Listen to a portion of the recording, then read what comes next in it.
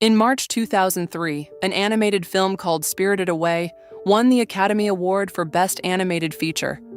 The director, Hayao Miyazaki, did not attend the ceremony.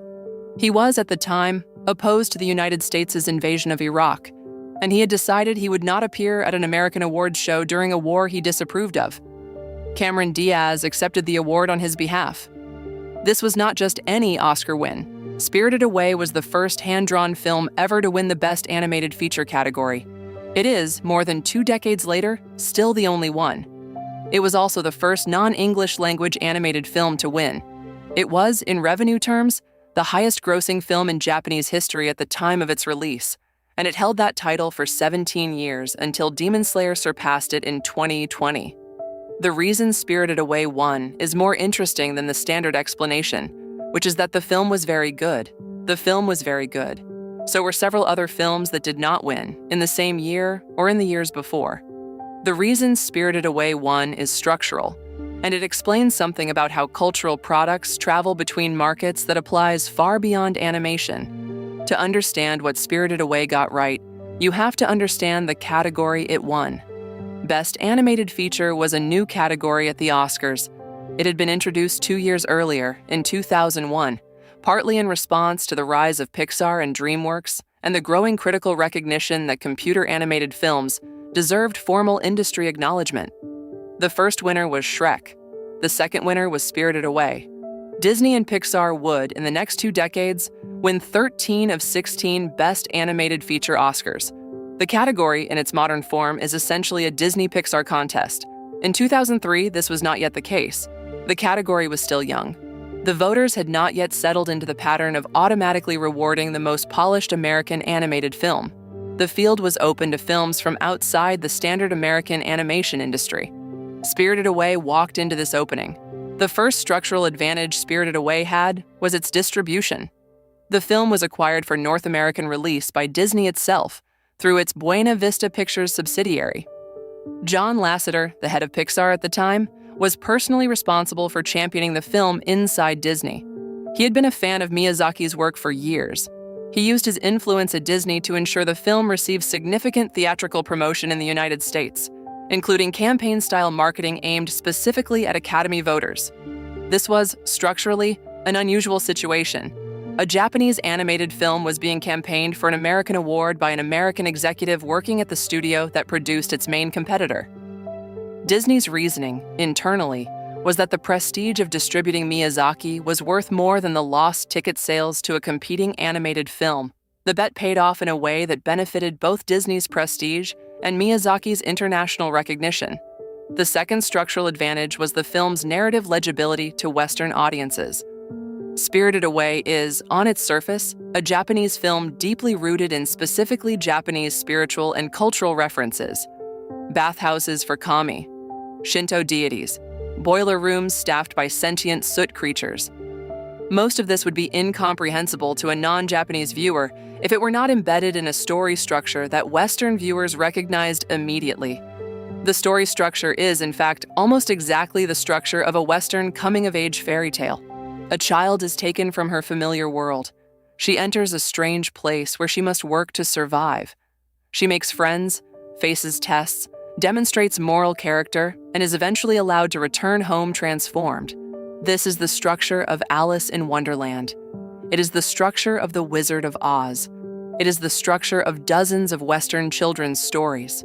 Western viewers, encountering the Japanese-specific details of Spirited Away, read those details against a familiar Western narrative spine, which made the film feel mysterious and rich rather than confusing and alien. The third structural advantage was the animation itself. Spirited Away was hand-drawn at a time when American animation was already transitioning to computer-generated production. By 2002, Pixar had released 3 feature films. DreamWorks had transitioned from traditional animation to digital. Disney was actively winding down its traditional animation department. Hand-drawn feature animation was, in the American industry, a dying form. Spirited Away was hand-drawn at the highest level any feature animation had ever achieved. The film contains over 100,000 individual frames, drawn by hand at Studio Ghibli over 4 years. The artistic specificity of every frame was, in 2003, a kind of last-stand achievement that American animation was no longer producing. American voters, looking at the field, saw an American computer-animated film against a Japanese hand-drawn film that represented a craft tradition American animation was abandoning. The Japanese film was, in this comparison, the more impressive technical achievement. The fourth structural advantage was that the film had already been a massive cultural event in Japan. By the time it competed for the Oscar, Spirited Away had already grossed over $300 million in Japan alone. It had broken every box office record the country had. It was, in 2003, the highest-grossing film in Japanese history.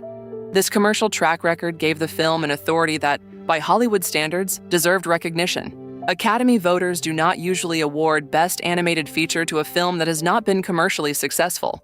Spirited Away was extremely commercially successful, in a way American animated films could not match in their respective markets.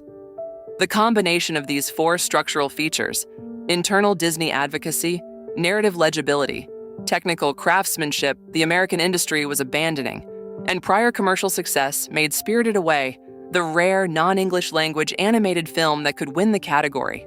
The Oscar win had consequences far larger than the immediate award. Spirited Away gave Studio Ghibli a global brand recognition that no other anime studio has matched. Before the Oscar, Ghibli was respected in animation circles but largely unknown to mainstream Western audiences.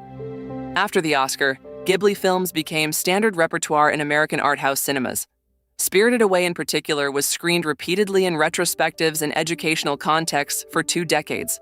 Studio Ghibli's catalog became, in effect, the standard introduction to anime for Western audiences who would not otherwise watch anime. Parents who would not let their children watch most anime would let them watch Ghibli. Teachers used Ghibli films in classrooms.